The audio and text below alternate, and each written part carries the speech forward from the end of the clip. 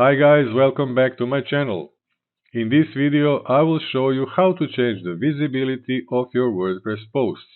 Whether you want to make a post private or password protected, you will learn exactly how to do it. I created a new post for this tutorial that has yet to be published because I want to change its visibility settings. These settings are at the top of the right hand column.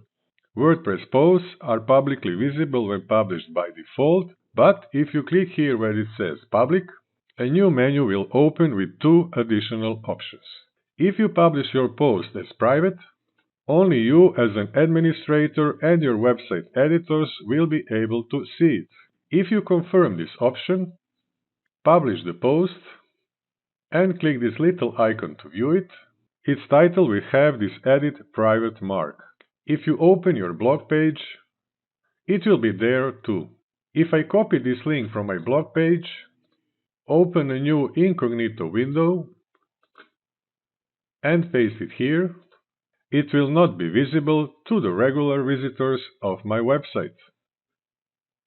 If I return to the post editing page and change the visibility of this post from private to password protected, I will be asked to add a password. For this example, I will enter Alek and click on Update. When I open it, its title will have an Edit Protected mark with a short message asking me to enter the password. When I write in Alek and click Enter, it will become visible. If for any reason you decide to make this post publicly viewable in the future, you can do so by going back to the editing page, changing its visibility from password protected to public, and updating the change. And that's it! Now you know how to change your WordPress post visibility in two ways, private or password protected.